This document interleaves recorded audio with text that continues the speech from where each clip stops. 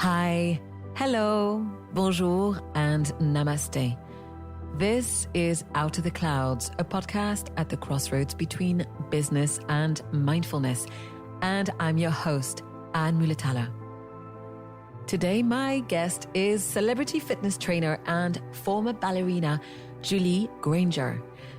So I came across Julie in what I would like to call a twist of fate, just at a time last year where I really wanted to explore ballet and dance.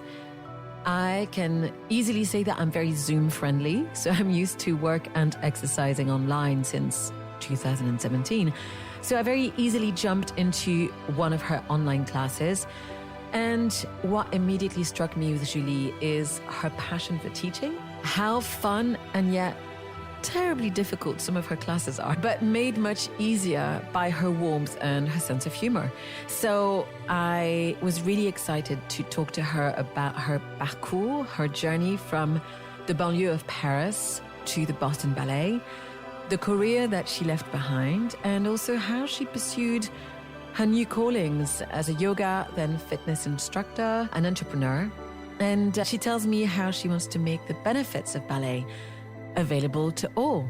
It was a real pleasure to talk to her, and I'm hoping that you'll enjoy our conversation as much as I did. Happy listening. Julie, it's such a pleasure to see you today. Welcome to Out of the Clouds.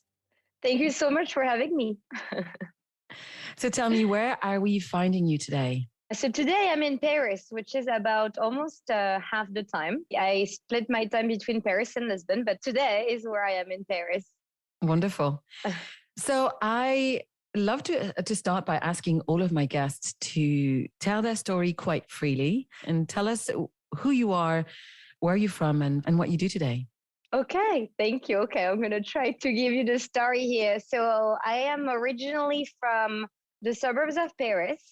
So that's where I was born. I started ballet, as a hobby because my mom always danced at age 7. I didn't know that was going to be something so important in my life at the time. But I did grow a huge passion for it.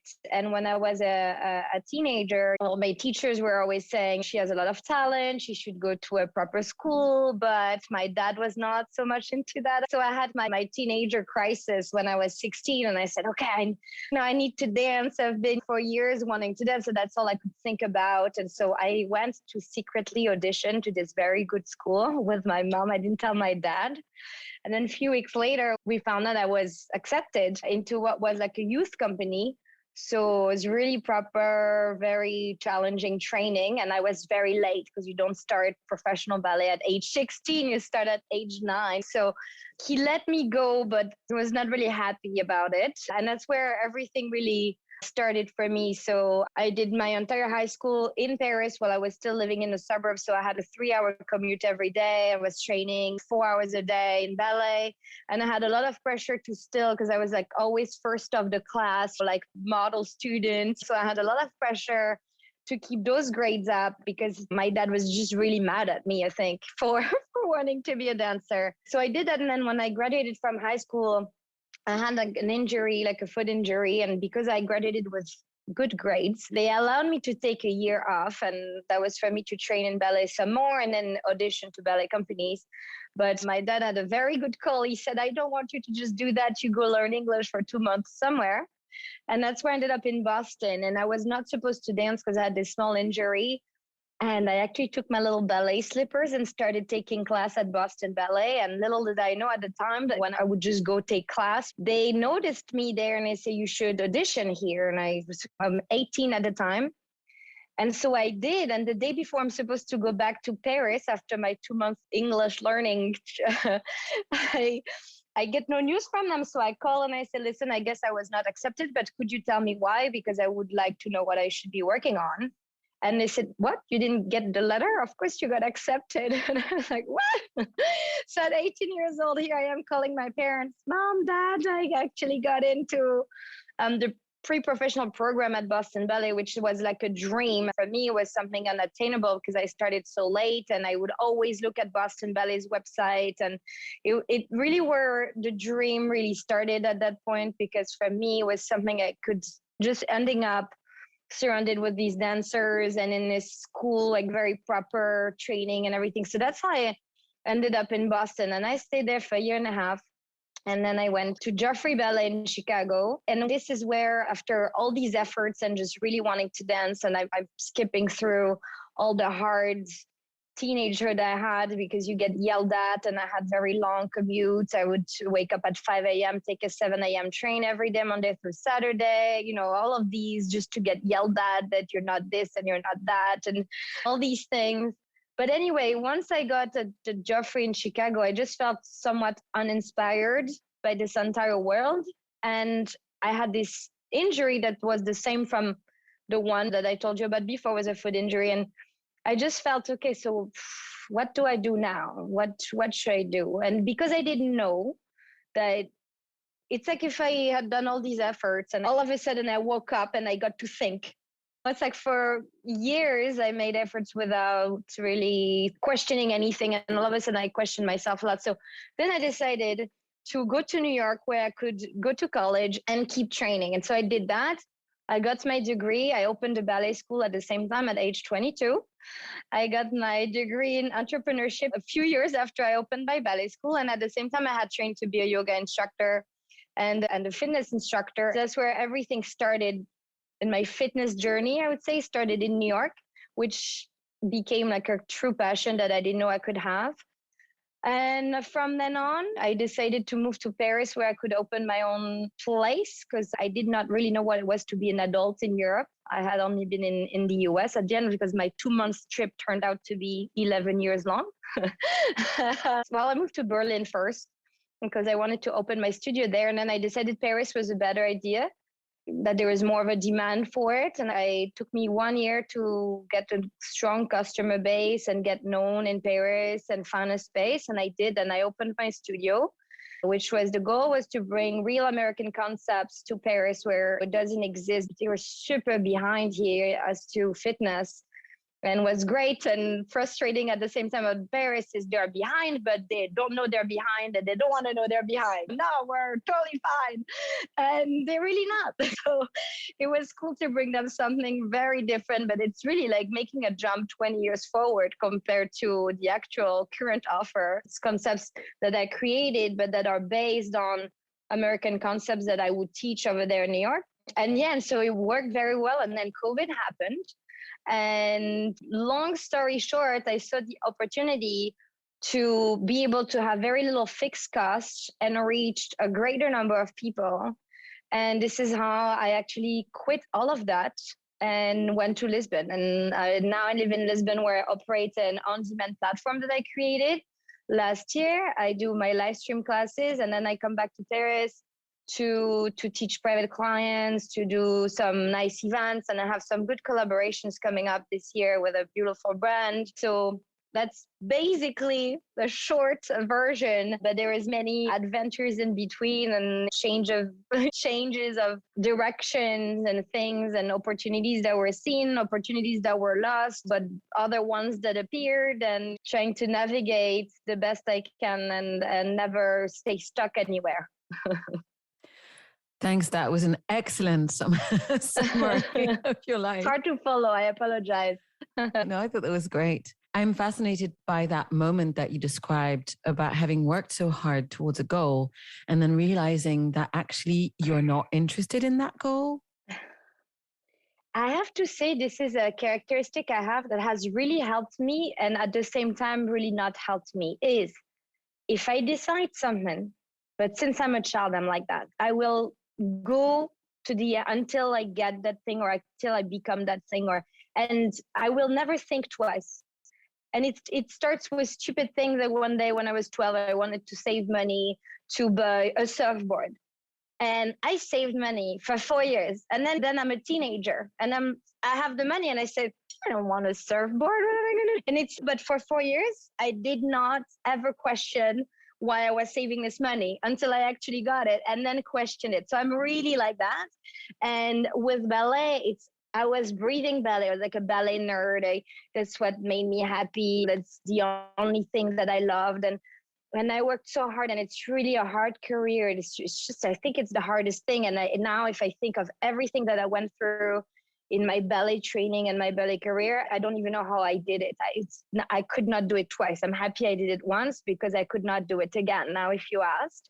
And it's really something that I think teenagers, I think they're strong. They fight with their parents or whatever. And I think all of this, I never fought with my parents. I never had this crisis of being a rebel, but all of that kind of like rage that teenagers have, I put into the discipline of ballet training. So I was up at 5 every day as a teenager when you really need to sleep. And I would wake up and stretch because I was hurting from everywhere, take a 7 a.m. train. It was crazy. I would come back at 7 p.m. and fall asleep on my books and do it again the next day. And while knowing that my dad didn't want me to be doing that. And so I think my mom was very supportive, but it was a very lonely life because I was taking a train, going to school, going to ballet school, taking the train back. I was really lonely. And it's just a career where you never know that it's going to work. It's not like you're feeling secure in that world. No one makes you feel secure, whether it is the teachers or the girls around you. It's a very, not unsafe as to safety, but it's mentally and everything. So I think that was my way to survive in that world and with the life that I created, because like when all my friends from my former school were partying and asking, hey, Julie, I do. And then I was like, no, I am tired. No, I need to sleep. I need ballet. You don't eat much. Basically, my teenagehood was like jail, but that I totally imposed on myself. No one else wanted me to live like that, but I imposed it on myself. And I think that I didn't ask myself a question, because if I did, then I think like at the moment I had questioned the life I chose, I think I would have probably given up. I did this for 2 years and then Joffrey. So it's 4 or 5 years of having absolutely no life and everything revolving around ballet.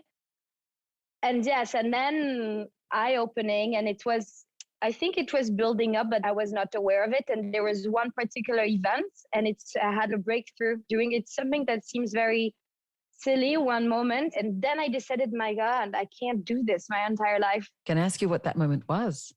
It's going to be the silliest thing. It's the silliest moment ever. I'm organizing a party at home in Chicago with dancers from the Joffrey Ballet. I love life, even though I'm very disciplined. I love people. And I'm having this party, and there is a girl that comes, and it's Saturday night, and she has her bun still stuck in. We're supposed to go to a club later. I turn around, this other girl is wearing these very ugly sneakers, but it's because her back hurts, so she has to wear them. When we're going to a club later, there is a girl here who probably has not eaten in the past 14 years and is peeling an orange, and that's probably the only thing she's going to eat all week. And there's 2 guys here that were speaking about a video on YouTube from Baryshnikov from like 1976. But this is all true. And it's funny because if it was a picture on my desk that I see every day, it's me sitting on my own couch. These 2 guys about the video, the girl with the orange, the one with her bun, and the one with the sneakers. And I think something very important was happening in the world. There was something very important, like political. And all we're talking about is this. And it's almost like a panic attack where my vision did like this on my coffee table. Everything became blurry around. And I said to myself, you cannot be surrounded by this your entire life. And I love ballet and it's the most beautiful thing. And I love dancers. Don't get me wrong. But because I was in my family, we raised really like school is super important. And I really always loved school. I love to learn. I always loved school. So for me, it was too close-minded. It was too, and it's at a party, and I was injured. So it was an injury that it's chronic. It's a bone that is, I would always have this injury. So I had the thing where do I decide, what do I do? I have this injury that is going to hurt. I sometimes couldn't even walk and I had to go dance. I have this injury and then this. And I thought it's not worth me living with this pain all the time. And to be in this world, I felt like in a very tiny little box all of a sudden. Thanks so much for sharing that. That does sound like silly, but no, it sounds like a postcard. I feel like I can almost see the people on the couch and the coffee table. It's quite a picture you painted. But it's fascinating because I feel like a lot of people are probably going to resonate with your story, even if they've never followed a career as difficult as ballet. Because many of us start something, including get into a company, start a job, pick up something and stay stuck. And not everybody listens or notices or makes the change. They get their moment of realization. And I have a feeling that in the past couple of years, a lot of people have had feelings of the waking up call. But now I'd like to ask you, that must have been a huge change in identity of letting that go, right? It's funny you know that, because I feel it's very nice that you know that, because it's something that dancers really struggle with, that most people maybe cannot understand. When you grow up as a dancer and it's something to somehow that you're very proud of and that people around you are really proud of. So you're like the dancer of the family, you're the dancers in your group of friends. And you're only a dancer because your entire life revolves around that, because what you eat revolves around that, because what time you go to sleep revolves around that, because even the friends you make. And dancers who have to quit ballet for a reason or another have a very hard time just because of this part. And I actually know of dancers who stay dancers even though they're horribly unhappy in that career, because it's almost, you feel shame somehow. You feel ashamed that this is what you were known as, and all of a sudden, what are you? What do you do? But 100% of the dancers have this kind of syndrome if they stop, or they don't need to stop to know that they will have it when they quit, or when they get too old and they have to retire. And all of this is something very hard. So you have dancers that go to until retirement and get that horrible feeling, okay, so now who am I? And for me, I had that.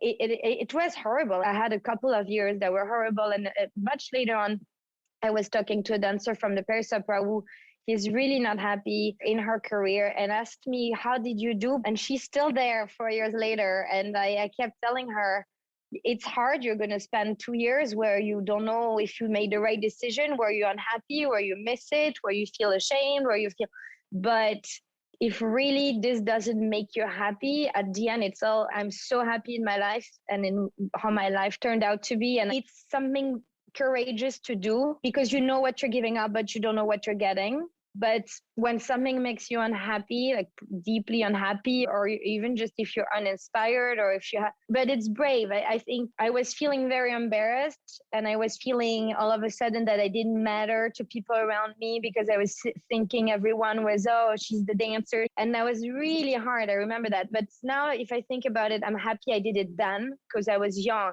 The more you wait, the harder it is. It's like with everything in life, right? So if you want to learn a language better, the younger you are, the more adaptable you are. I gave up everything I had worked for, and without an actual clear plan.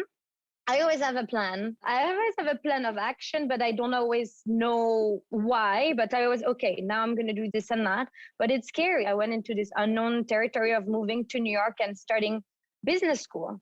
And it was weird for me to not be in ballet class every day, but it's a shift psychologically. It is something very hard to do. I'm happy it's behind me. I'm happy I don't have to feel like this anymore. There's so much stuff to unpack in what you've just said. It's really fascinating.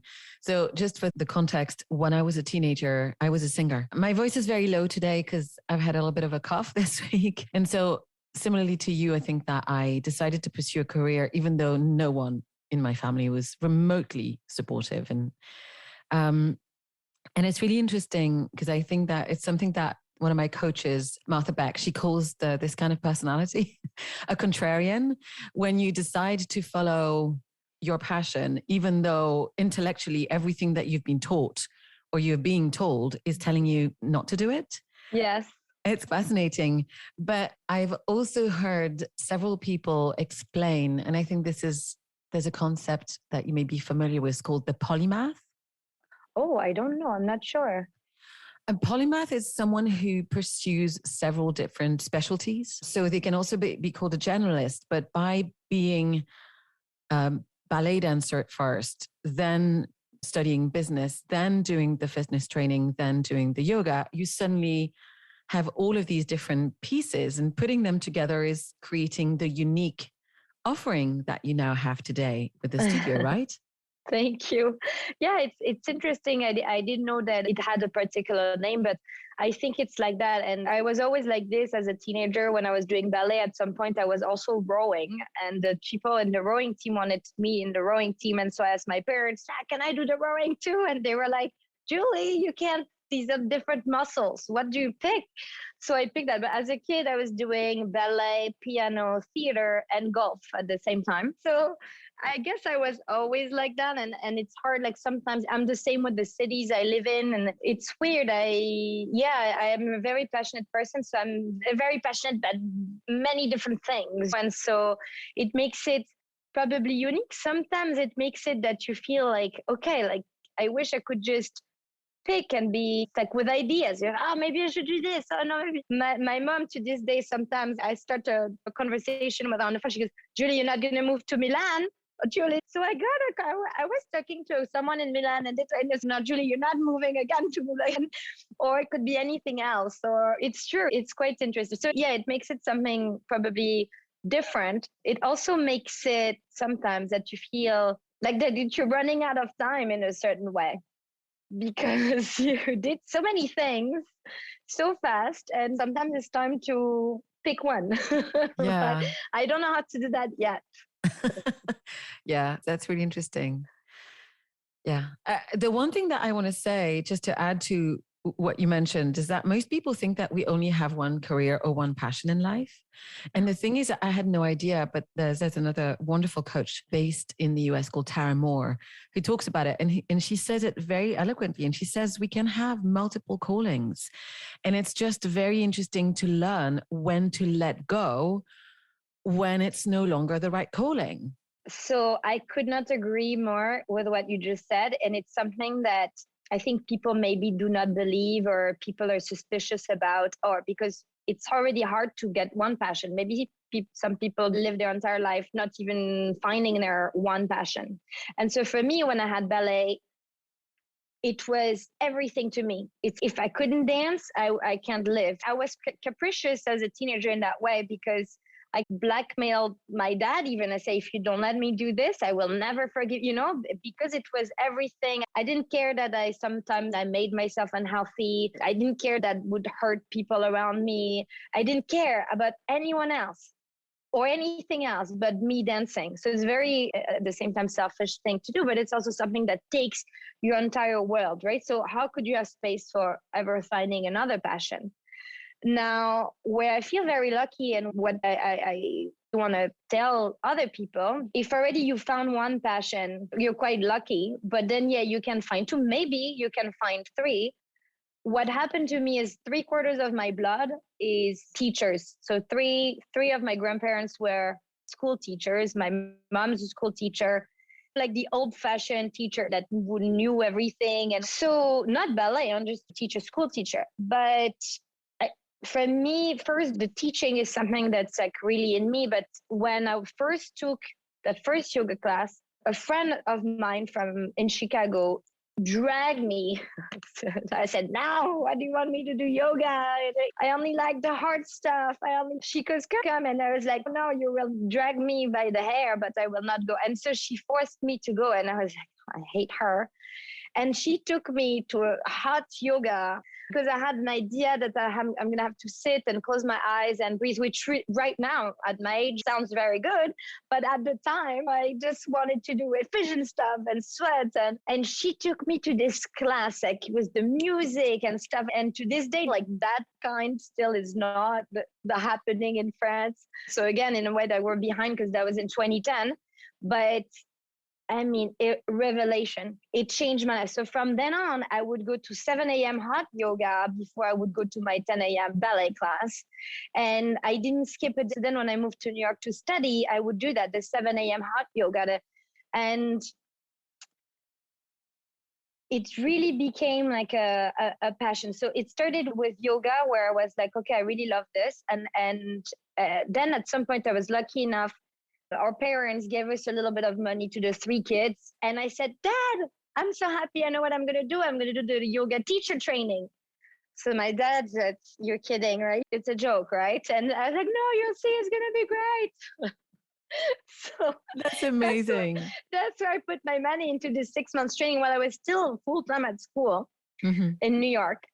And I became a yoga instructor that I did not even graduate from college yet, that I became a yoga instructor. And on top of that, I was really lucky to get the best jobs like my first job was teaching yoga on the rooftop at Soho House. Then somehow, don't ask me because it's crazy, I ended up teaching at Equinox, which is the absolute dream for someone in my field. Like the same thing 10 years before where I thought I will never get into Boston Ballet. I would never, the same thing. I got in, it was one of the best days of my life then. And that might sound weird, maybe because it's a passion for fitness happened to me.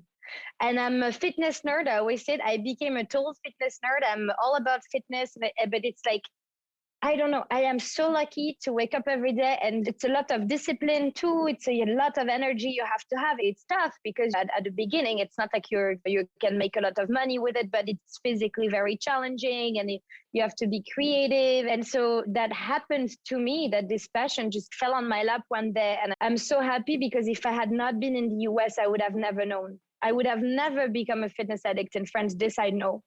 I had these great teachers, these great methods, these great places. And I know that the way it is in France, I would have never fallen in love as much. But I was so lucky to be where I was and when I was, and everything fell into place. That's also the reason behind the studio, is that for me, when I was in Paris, I couldn't even take a class. Sometimes if I would visit my parents, I would book my plane ticket actually earlier to go back to New York because I needed to work out. So I was supposed to leave on the 20th and I would leave on the 10th because I need to go back to Equinox. It was almost like a drug.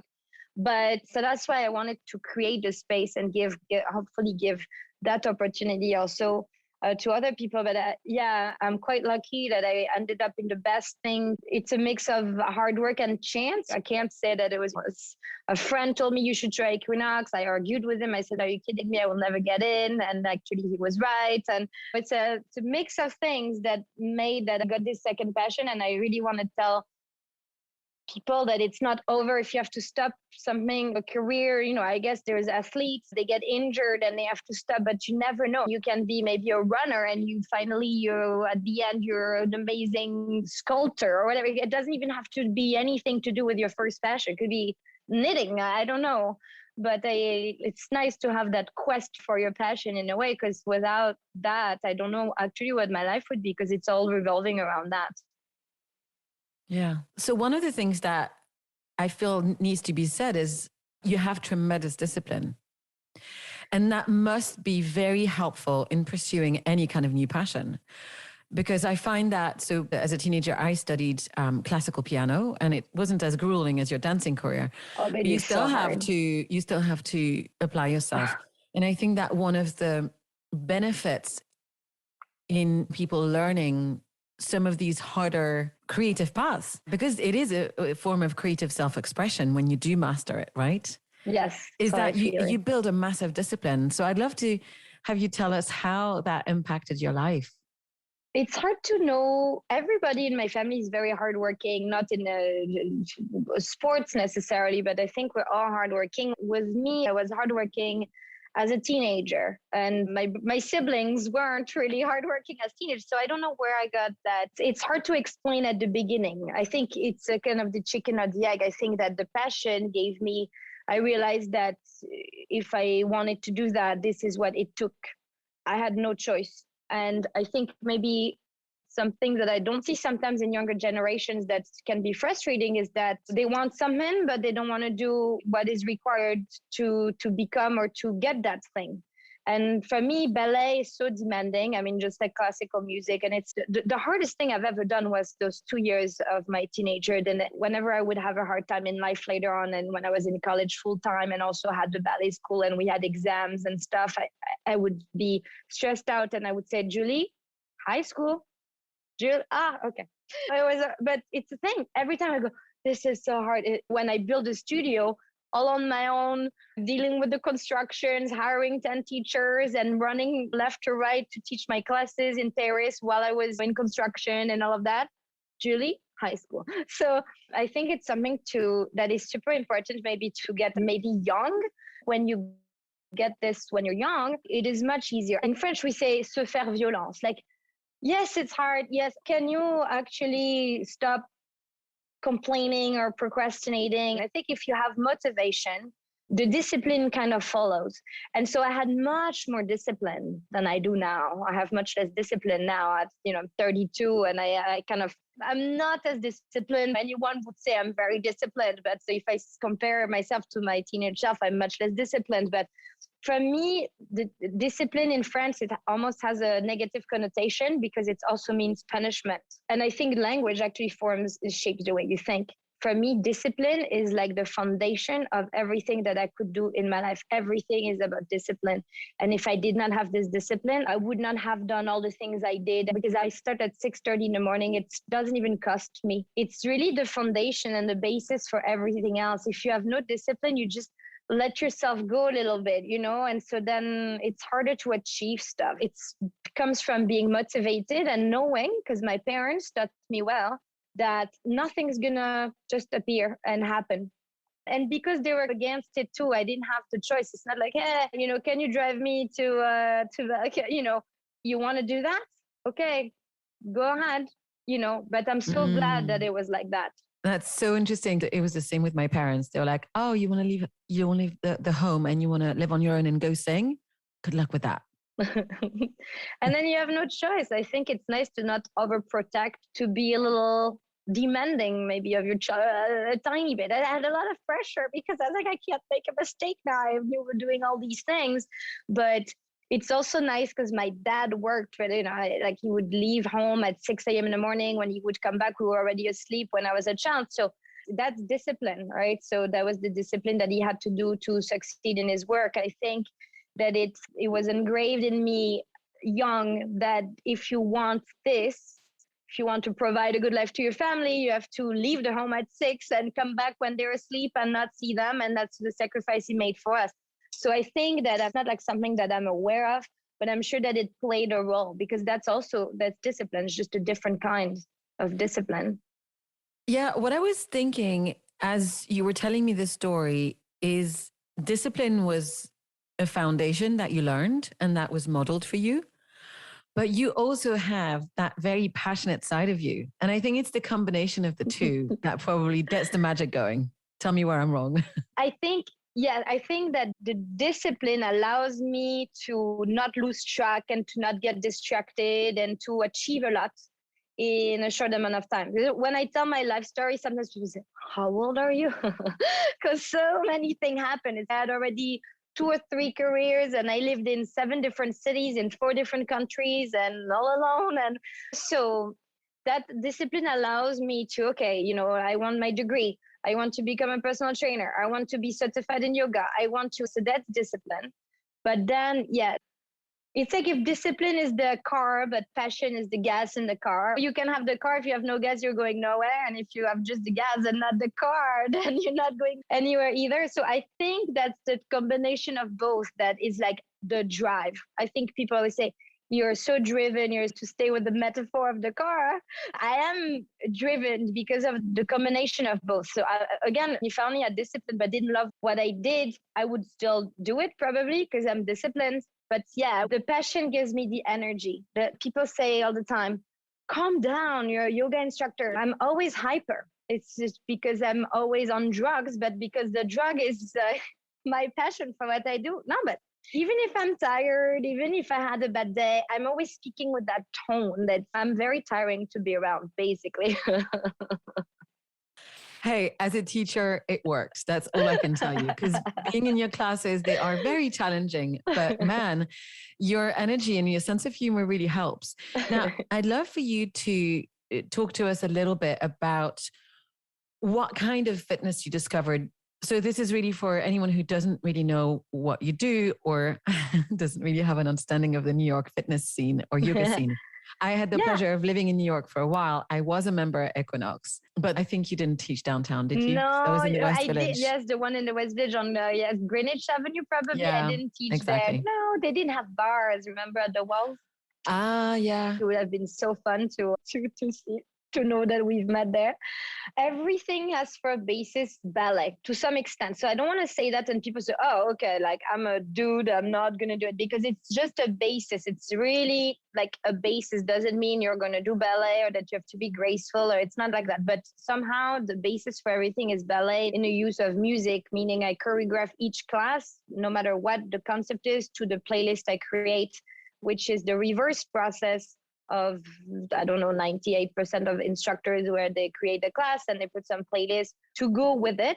I start with the playlist, and it's what the music inspires me. I really love music, so I do it that way. So music is very important. And then depending on the concepts, for example, my Brooklyn flow is a vinyasa yoga class, meaning a flow, meaning you never pause, you don't stay in the poses. So a bit different from other more maybe traditional yoga, or the image we can have of yoga where you're holding and breathing. So it's a continuous flow that I called over there. When I created it, I called it cardio flow. And then when I moved to Paris, Brooklyn is so important to me. I changed it to Brooklyn Flow because I wanted a little tribute to my Brooklyn squad.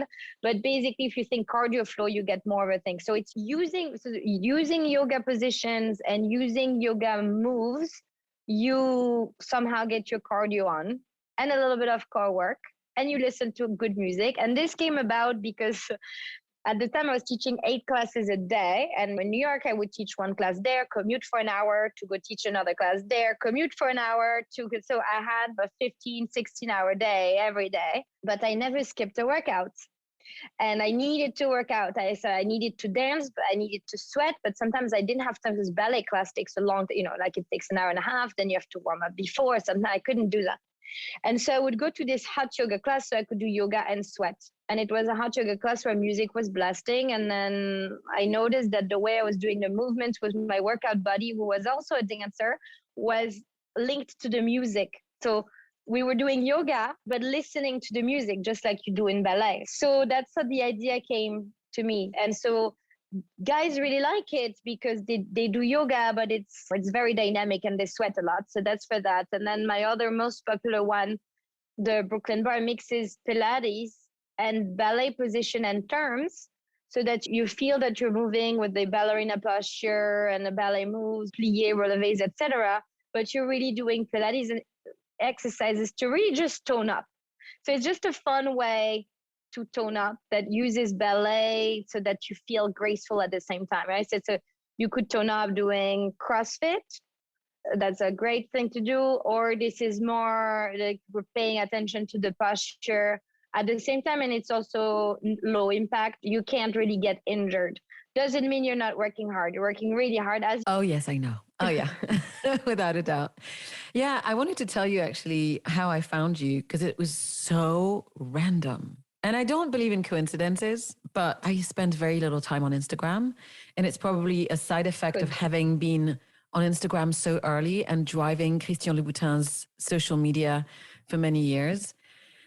But I started to follow a coach in France who was mentioned by one of my favorite writers, Seth Godin.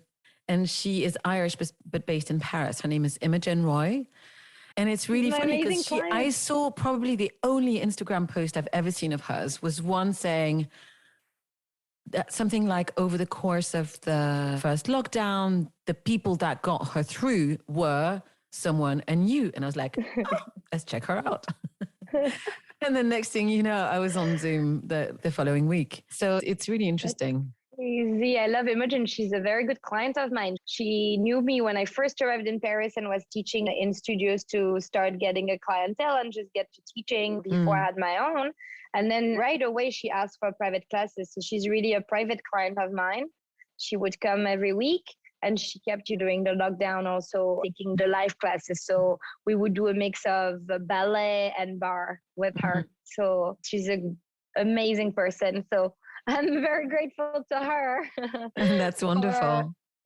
I checked out your name because she was so clear and so direct about how much you helped her. But also, I feel like this must have been a great responsibility for you and many teachers during the last couple of years, because you had to deal with your own uncertainty. And then everyone looked up to you to help us make us feel better about what was going on. Do you want to tell me about that? Yes, and actually, I will tell you a little secret. You guys don't know how much you helped us.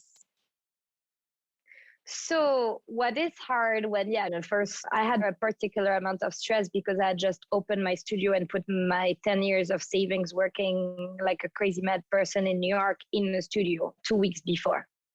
So I put actually my entire Where was savings. the studio? In the center of Paris in the 3rd arrondissement. Okay. Arts et Métiers, if you can picture where that is. Best neighborhood. I had done 3 months of construction. It was the most beautiful studio, I think, because I designed it to be like that. Like I wanted it to be the most beautiful, most welcoming. There was like, everyone was American. Everything was in English. You had a process about how to welcome guests. And I had 10 teachers working for me.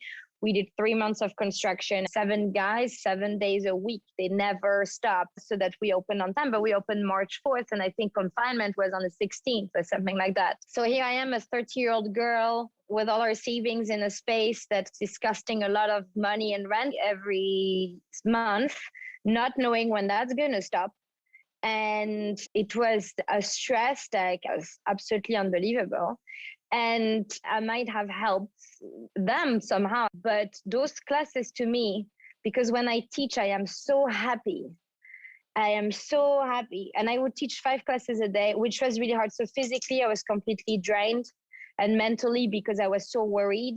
But there was that 5-hour of kind of break in my day. And so you would never see, and they told me, and I know I have this weird ability to, you will never know. I can be at the bottom of I can be in the worst. I don't know, there was something horrible just happened, and that the class, you would never see it.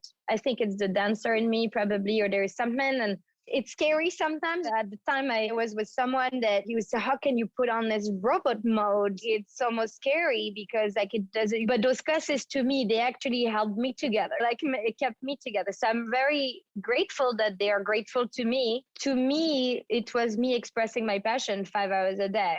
And without them being there, I would not have been able to.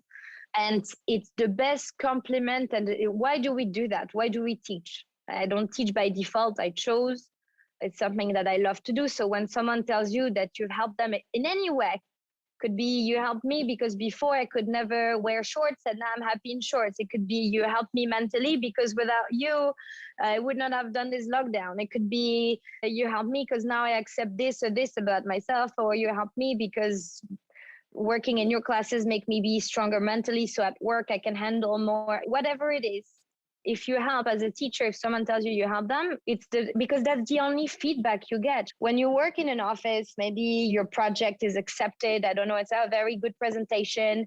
I teach a class, you don't know. So the only feedback you get, and that's why it's so important, because otherwise you don't know. And I'm lucky that my squad members, as I call them, are super, super nice, because I feel like I get so much feedback, like genuine feedback after class. And I think it's quite rare when people take a class somewhere, go home, and you will never know what they thought. And I'm lucky to have the best people that they're like, I'm an oversharer. They're also oversharers in a way that they share with me. Oh, it was such an awesome. So that really helps. So they're really amazing. And so they helped me as well. I'm happy if I did help them, but I know that they helped me. That's so cool. Yeah, I feel like you helped me too, even though it was a little bit lighter last year versus 2020. And it was supposed to be. It doesn't feel like that looking back. But it was really funny because I decided, it was after I first came across your classes, I decided I wanted to renew with things that I wanted to do when I was a teenager and that I hadn't pursued for a long time. So I used to play tennis and I loved it.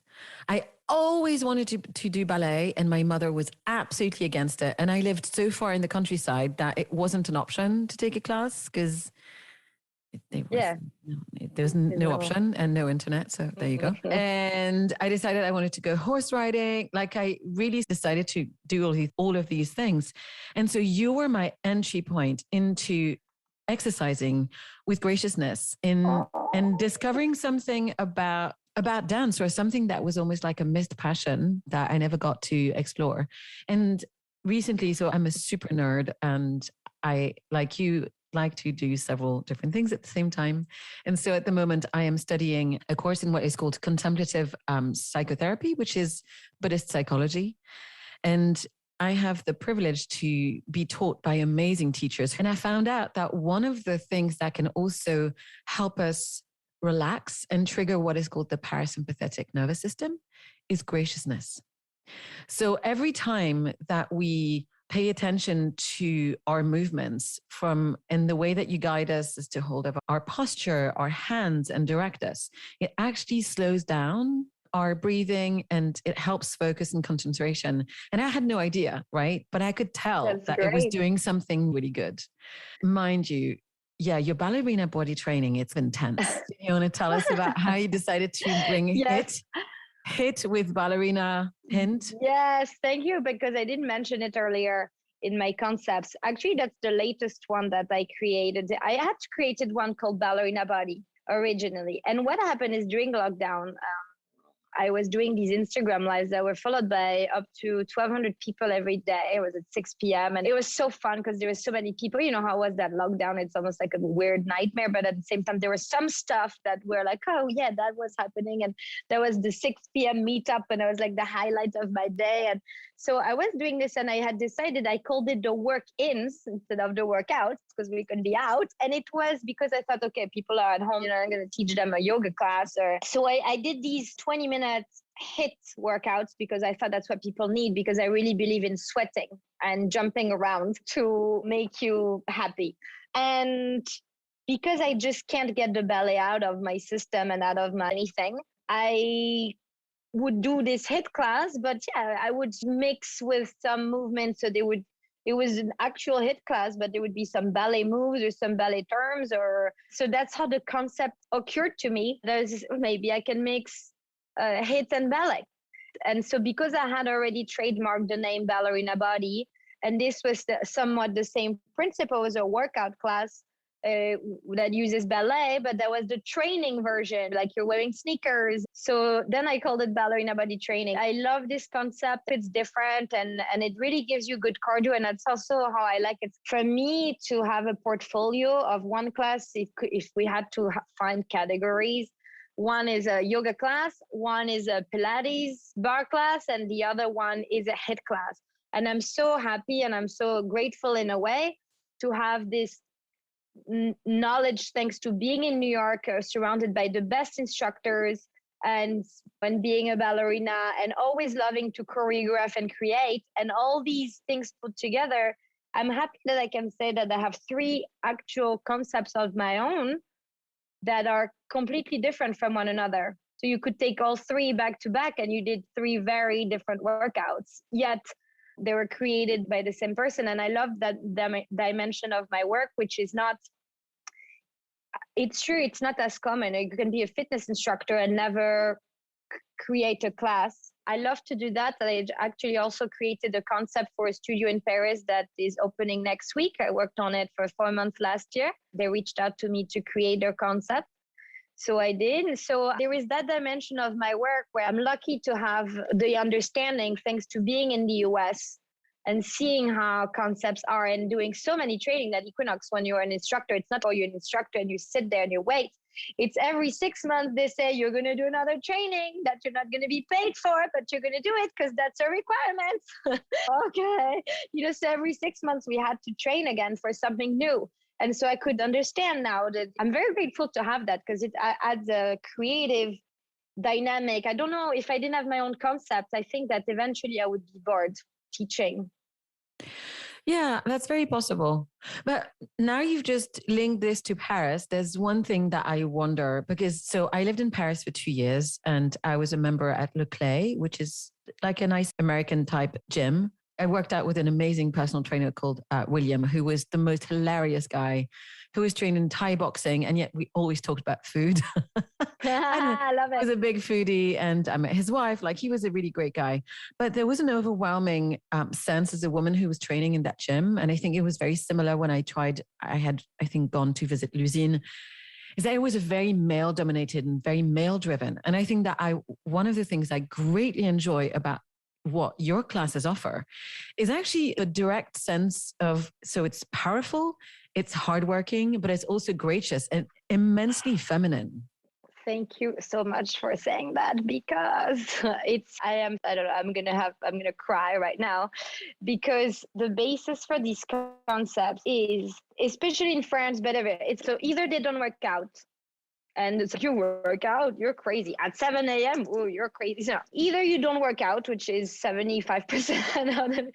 And then the others, they're, oh, I'm going to do CrossFit and boot camp. And now I feel like I'm really working. And I so do not believe in that because I've gotten a lot of injuries, whereas I am really aware of alignment and I've gotten injuries. I think that originally my body has a lot of weaknesses because it's not the injuries I get. It's not from doing movements badly. It's from my body having some kind of something weird at the beginning. But I don't understand. And again, it's weird because we don't want to be women and men. And, it's not at all like women cannot do CrossFit. We can do CrossFit, just like there's many things we can, it's not the problem of being able to. I do believe in being graceful.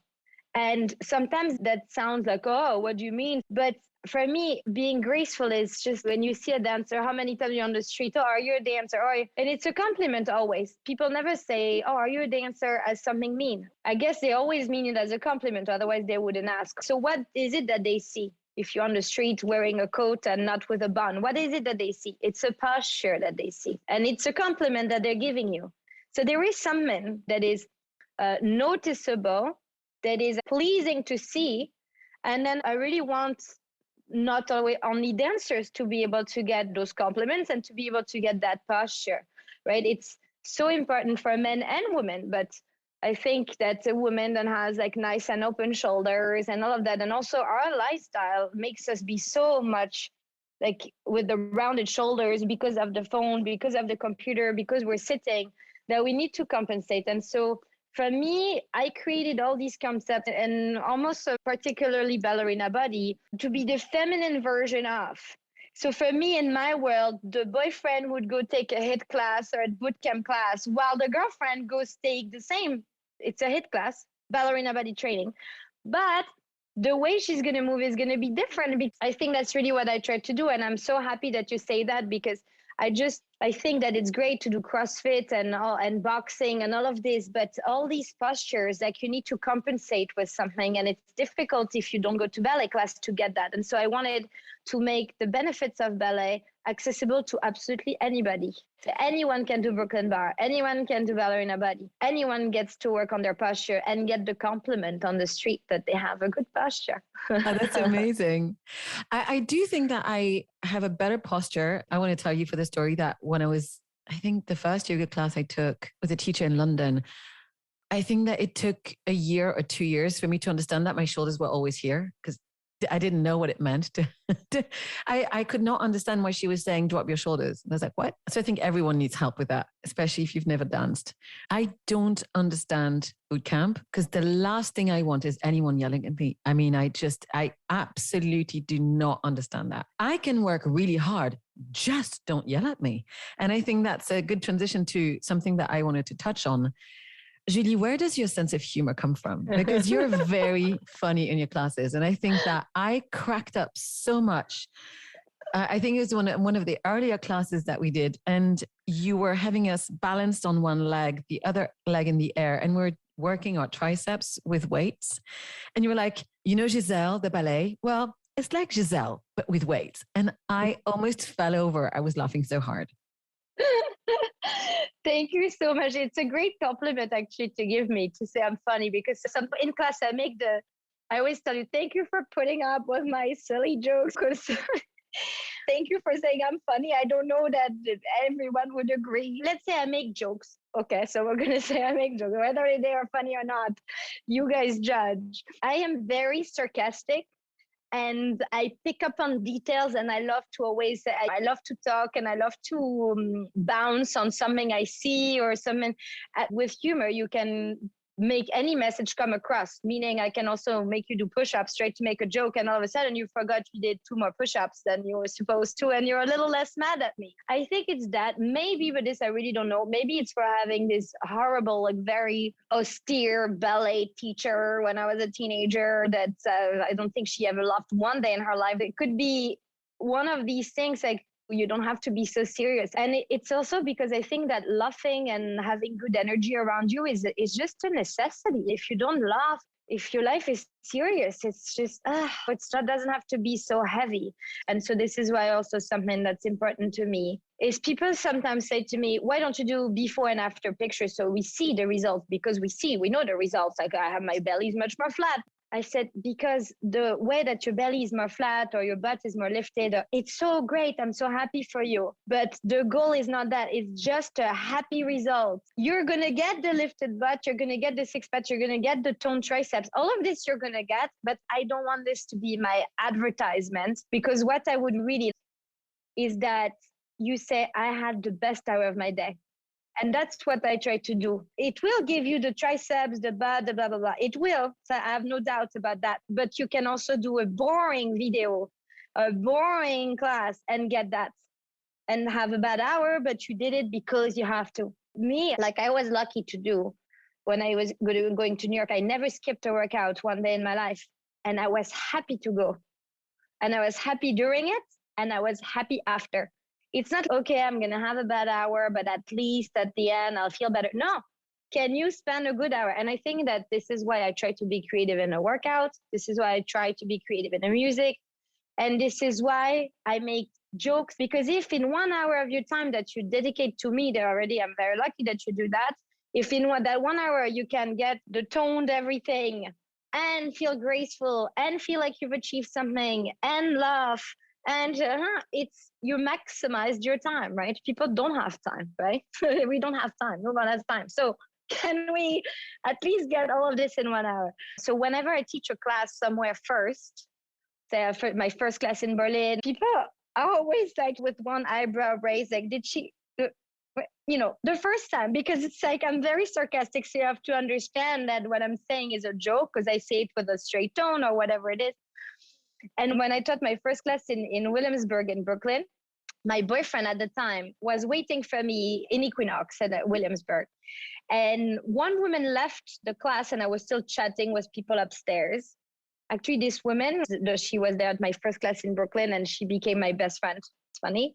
But she went down to the front desk and she said, oh my God, like there is a girl, I just took a class with the most sarcastic girl ever. That was the most awesome class. And my boyfriend, when I went down, is so funny because a girl came out of your class and I knew it was you because she said the most sarcastic girl ever. And so he knew she was talking about me. And so I was lucky enough that she was someone someone working at corporate at Equinox. She fell in love with my class. And so it's funny. So this sarcasm, this thing for me is like super important because at the end she said the class was amazing, but she did note that she had fun during the class is what she said. She didn't say, oh, great. I feel like, so I think it's just important. The entertainment, maybe that's why I love ballet, right? It's entertaining, right? So entertainment's important. Sure. But I think that what's lovely is that I feel like you're showing us who you are. I was listening to a podcast yesterday with an interview of an American entrepreneur that I know of, but don't follow much, called Mary Forleo. And she was joking, this is someone who worked on Wall Street, then became a hip hop dancer in New York, and then a coach and who does coaching and stuff. And she was relaying that people would say, I know it's you because it'll be really deep and full of great wisdom, but then there'll be like 3 guys in a mankini appearing in your video. And I've never seen her videos, but I love that. I love when we show people who we really are and get to share our sense of humor. I can feel how French you are sometimes when you make jokes about champagne. And I can feel you've lived in Brooklyn when you talk about oat milk lattes. And it's a blend of both that just makes it feel really fun. Thank you so much. So you've appeared in quite a lot of magazines, and I think it is now, you could call yourself also a fitness model. Was that ever part of the plan? And how do you enjoy this? Okay. In New York, that's something I didn't tell you, but I was a fitness model while I was having the ballet school and the college at the same time and teaching yoga. So I was a fitness model for Wilhelmina which is one of the biggest agencies in New York. So I love fitness modeling, but I never associated with that. I never, because every time you say, oh, I'm a model, there is always something, there is somehow, if you're pretentious, I don't know. So I was a model, but it was like, I was secretly a model. I never said it. And sometimes I forget. Because to me it was, and sometimes they would call me to casting and be, Julie, you have to be there in half an hour. And no, I have a class to teach.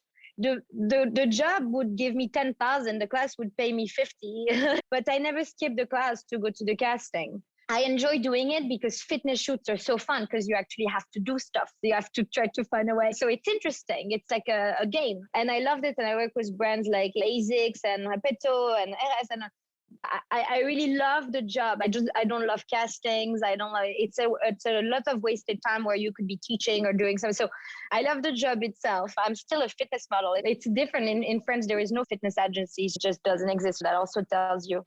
But yeah, it's something I really enjoy doing as long as it doesn't take too much of my time on my other stuff, like my classes and what I really love to do even more. Sure. There's something that I thought of actually after I did my reading up on you yesterday. So you have a way of making everyone feel very included in your classes. And this is something that is difficult to put across on Zoom, but there's a lot of warmth. So I knew a few famous trainers in New York, friends of friends. There's been a lot of falling from grace. And even though they were very lovely to me, but I had a very fancy job title. I worked at Christian Louboutin. I read a lot of sad things about sizeism and a lot of body shaming of students. Yeah. Is this something that you came across and something that you consciously work against? I don't consciously work against it at all because it's just who I am. But I came across it, and very often the mean instructors are very popular. I've been in a yoga class in New York of this girl that the class was always full and blah, blah. And she was so mean to a man who was there, who was not obviously a professional yogi. And believe me, she was an Equinox instructor when I was in her class as a student, but she was much more senior than me. I almost stood up and said, don't talk to him like that. I have this strong sense of justice since I'm a child, which got me in trouble many times in my life because I always have to take care of other people's business if I think that it's unfair. So I hate that. I do not understand why these people have packed classes because it is the first thing that should happen is that people say, I don't put up with you insulting me or insulting the next person. Or there is this something that people maybe in Europe have a harder time. It's in New York, we're like stars, right? And I was lucky at Equinox. So my class would book in 20 seconds. It would be booked and there was this huge wait list. And then, I had people fight and I had to call security. Equinox had to call security once because people fought to. I mean, this is crazy, right? And then you have the instructors who get the head like this because this is happening to them. And oh, my class is impossible to get into. So you're nobody. You will never get in and you will. And I have the absolute contrary approach, which if only I could have pushed the walls so that everyone on the wait list would get in, that's when I would have been happiest. I am not happy that people can't get in. That doesn't bring my ego up there. What would have made me happy is that the 40 people plus the 30 on the wait list would all be in. Then I'd been happy. It was not one person left on the wait list. There is that in America because we're brought up to this status of stars. People recognize you on the street. People fight, blah, blah, blah, blah, blah. You make good money being a fitness instructor, so people get sometimes a bit, over their head. But I'm against that because I genuinely love people and I do not do this job to bring my ego up.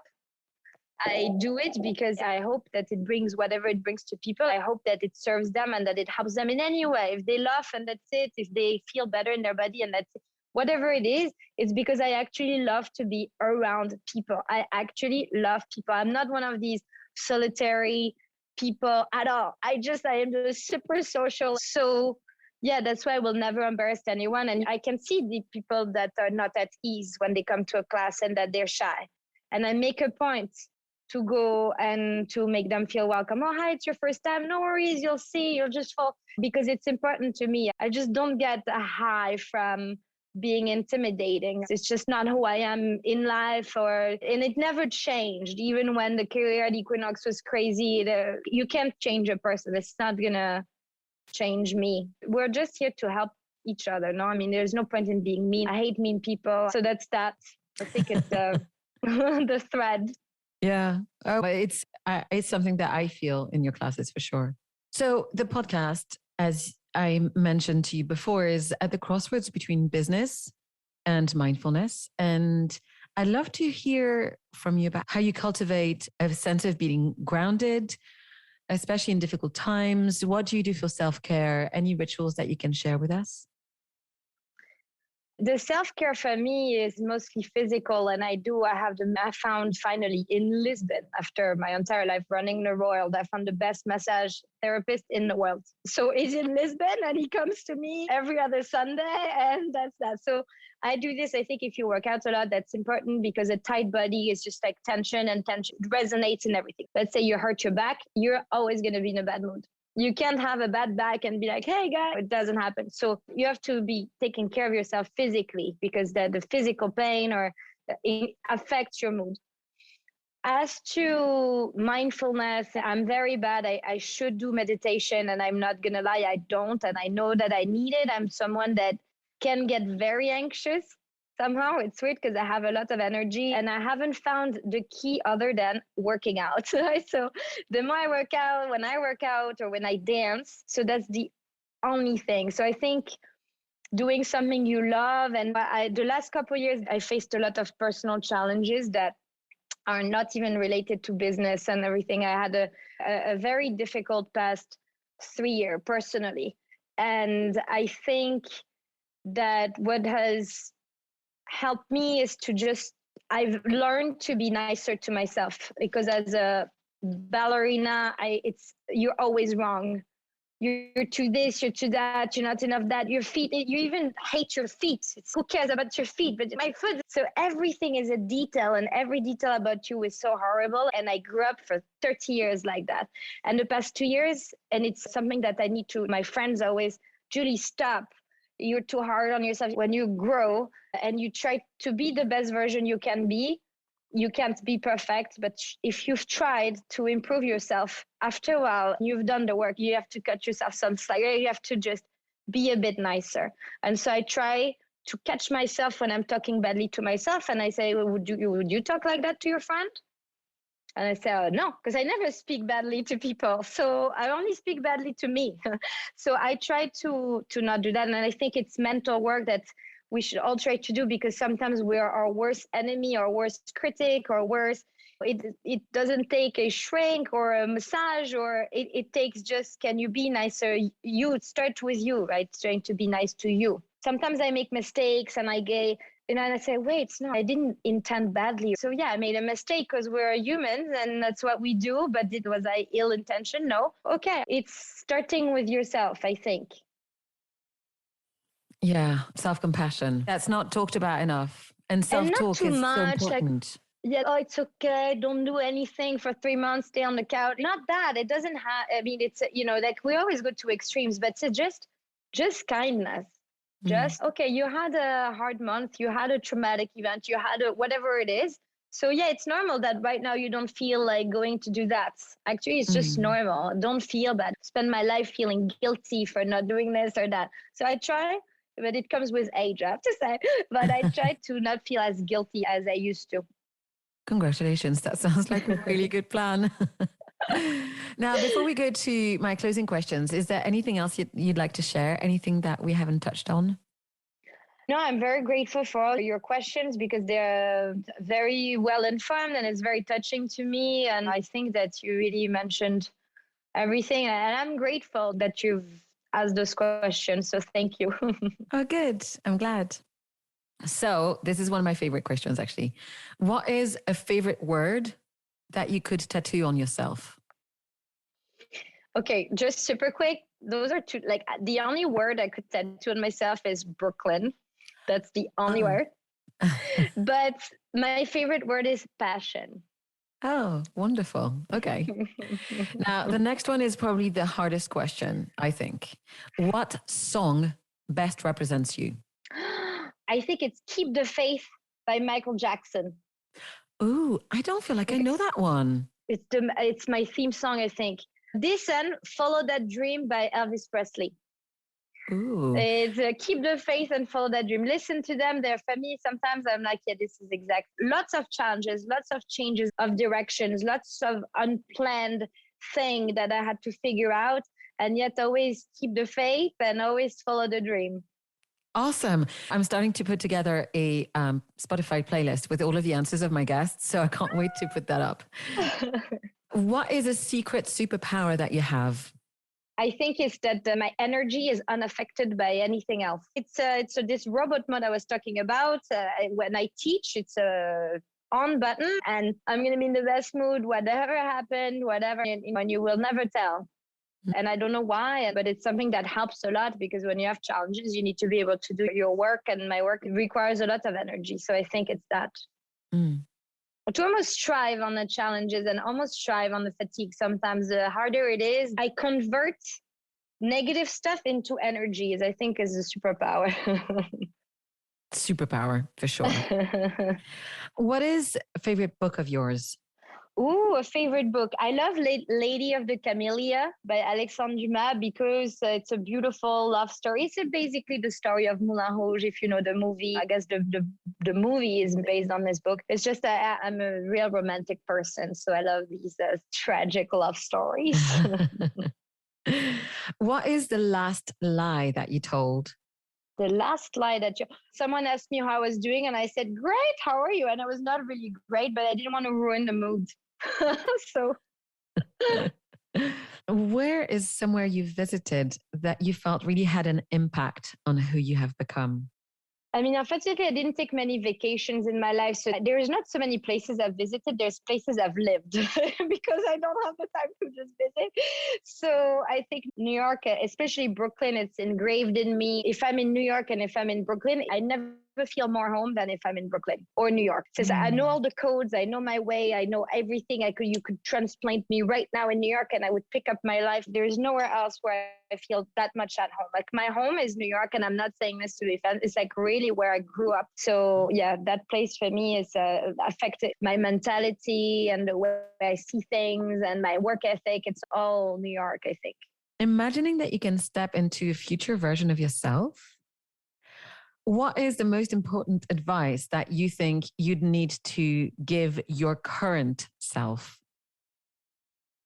I think this is, as an entrepreneur, you want to know that what you're trying to achieve, you will achieve. If now I knew that what I'm trying to achieve is a given, it's for sure, maybe I'd relax. So I wish that it would tell me, okay, you don't worry, you make it at the end. So chill out, watch TV a little bit.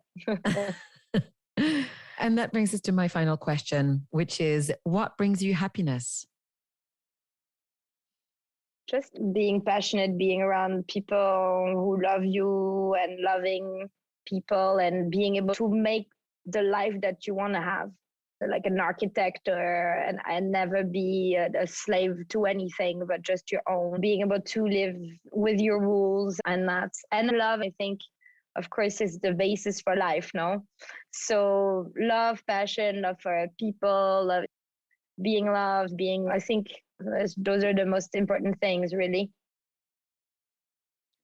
Thank you a good so workout. much, Julie. Oh, yeah. And a good workout. Yeah, you needed to add that. Yes, thank you. Sorry. It would have been off character otherwise.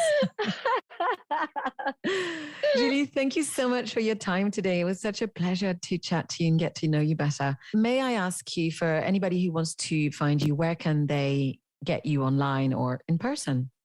Oh, thank you. Online, if they go to the site, thestudioparis.com, so THE, thestudioparis.com.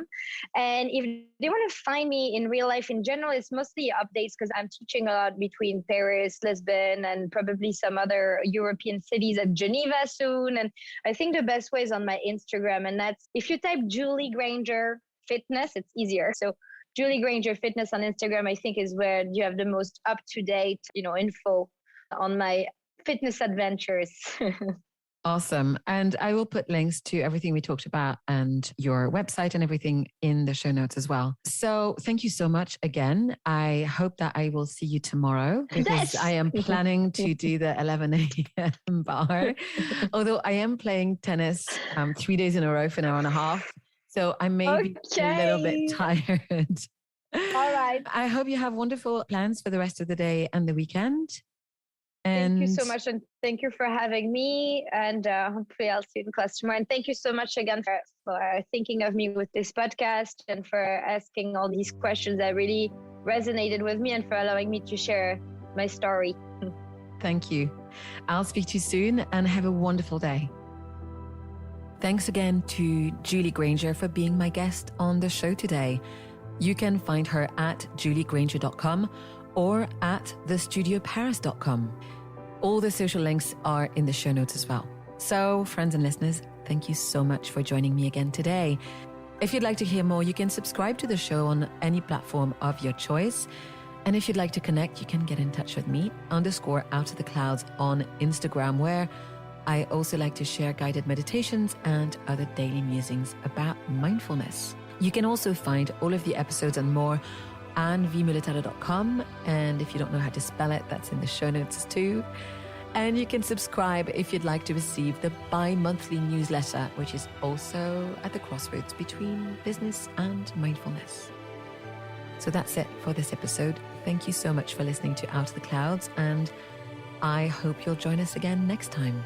Until then, be well, be safe, and take care.